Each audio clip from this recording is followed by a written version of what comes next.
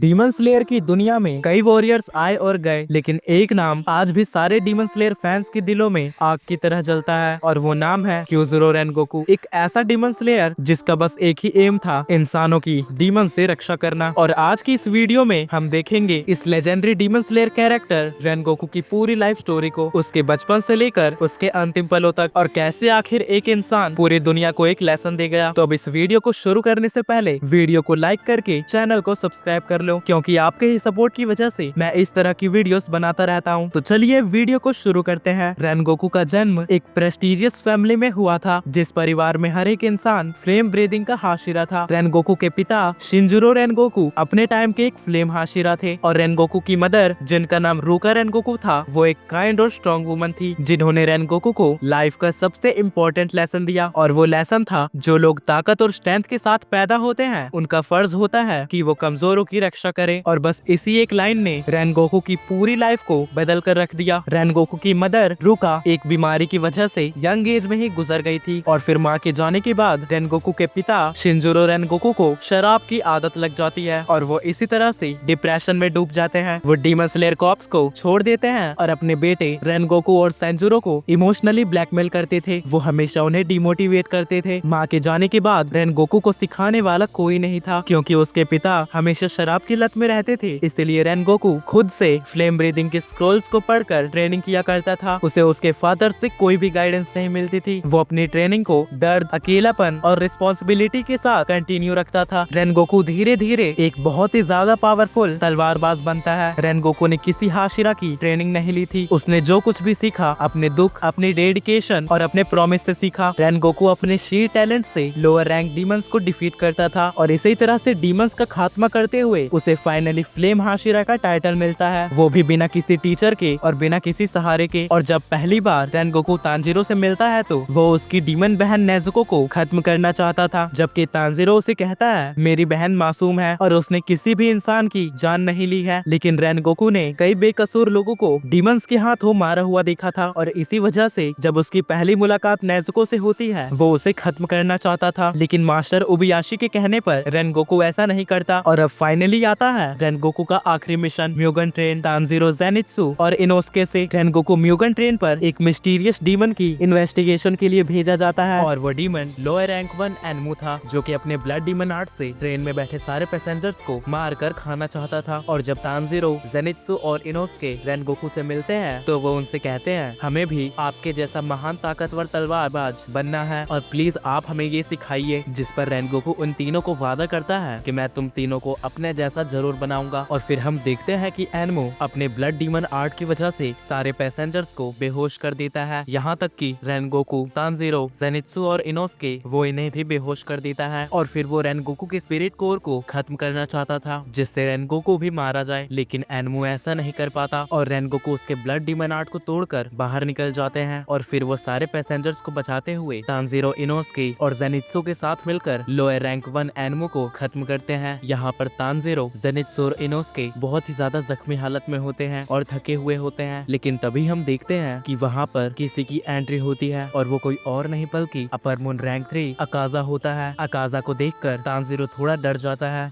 लेकिन रेनगोकू अकेले ही अकाजा से फाइट करने चला जाता है। अकाजा रेनगोकू की पावर को देखकर बहुत ही ज्यादा इम्प्रेस होता है, और वो रेनगोकू से कहता है कि मुझे पता है कि तुम बहुत ही ज्यादा पावरफुल हो, और इसीलिए अगर चाहो तो तुम डीमन बन सकते हो। लेकिन रेनगोकू इंस्टेंटली इस ऑफर को ठुकरा देता है। अकाजा उससे कहता है कि अगर तुम डीमन बन गए तो तुम कभी नहीं मरोगे और बहुत ही ज्यादा पावरफुल बन जाओगे, और अगर तुम इंसान रहे तो आने वाले 50 सालों में मर जाओगे। लेकिन रेनगोकू अकाजा की बात को बिल्कुल भी नहीं मानता, और वो अपनी माँ की बात याद करता है कि उन्होंने कहा था कि जो ताकतवर पैदा होते हैं उन्हें कमजोरों की रक्षा करनी चाहिए। और फिर अकाजा और रेनगोकू में फाइट होती है। अकाजा रेनगोकू पर बहुत ही भारी पड़ता है, लेकिन रेनगोकू भी हार मानने वालों में से नहीं थे। उन्होंने भी अपनी पूरी शक्ति अकाजा को रोकने तक लगा दी। सुबह होने ही वाली थी। ये देखकर अकाजा बहुत ही ज्यादा घबराने लगता है, और किसी तरह से वो रेनगोकू के हाथों छूटकर भाग जाता है। लेकिन रेनगोकू की हालत पूरी तरह से खराब थी, और वो बस अब अपने अंतिम पल का इंतजार कर रहे थे। तांजीरो, इनोस्के रेनगोकू की ऐसी हालत देखकर बहुत ही ज्यादा इमोशनल होने लगते हैं, लेकिन रेनगोकू तांजीरो को अपने पास बुलाता है और उससे कहता है कि तुम बहुत ही ज्यादा पावरफुल हो, तुम्हें इस तरह से निराश नहीं होना चाहिए और तुम तीनों आगे जाकर जरूर हाशिरा बनोगे। और वो तांजीरो से नेजुको के बारे में भी बात करता है। रेनगोकू तांजीरो से कहते हैं कि मैंने जब पहली बार तुम्हारी बहन को देखा था तो मुझे लगा था कि इसे खत्म कर देना चाहिए, लेकिन तब मैं गलत था। तुम्हारी बहन नेजुको बहुत ही ज्यादा बहादुर है और वो किसी इंसान को नुकसान नहीं पहुंचाती है। और मैंने देखा था कि वो म्यूगन ट्रेन में सभी यात्रियों को डीमन से बचा रही थी और आज इसीलिए मैं तुम्हारी बहन को एक डीमन स्लेयर घोषित करता हूँ। और तभी हम देखते हैं कि रेनगोकू के अपनी माँ की स्पिरिट दिखाई देती है। रेनगोकू उन्हें देखकर बहुत ही ज्यादा इमोशनल हो जाता है। वो उनसे पूछता है, माँ क्या मैंने अपना वादा पूरा किया माँ? जिस पर उसकी माँ उससे कहती है कि तुमने मेरा स्तर ऊंचा कर दिया। ये सुनकर रेनगोकू को बहुत ही ज्यादा खुशी होती है। रेनगोकू तांजीरो से कहते हैं कि तुम मेरे भाई सेंजुरो को कहना कि तुम्हें जिस काम में मजा आता है वही करो, किसी की बातों में मत आना। और फिर उसके बाद रेनगोकू की डेथ हो जाती है। रेनगोकू जब तक जिंदा था उसने कभी भी अपने पास रहे इंसानों को डीमंस के हाथों मरने नहीं दिया और आज भी उन्होंने खुद की जान की बाजी लगाकर तांजीरो और इनोस्के को बचाया और इसीलिए सब इसे कहते हैं बड़े भैया रेनगोकू। तो गाइस यहीं पर ये वीडियो खत्म होती है। कमेंट में जरूर बताना आपको ये वीडियो कैसी लगी और अगर मैंने कुछ छोड़ दिया हो तो प्लीज मुझे बता देना और मैं नेक्स्ट वीडियो किस पर लाऊं ये भी कमेंट कर देना। और गाइस जो भी गलतियां हुई हो उसे माफ कर देना एंड चैनल को सब्सक्राइब कर लेना। तो मिलते हैं किसी नई वीडियो में, तब तक के लिए बाय।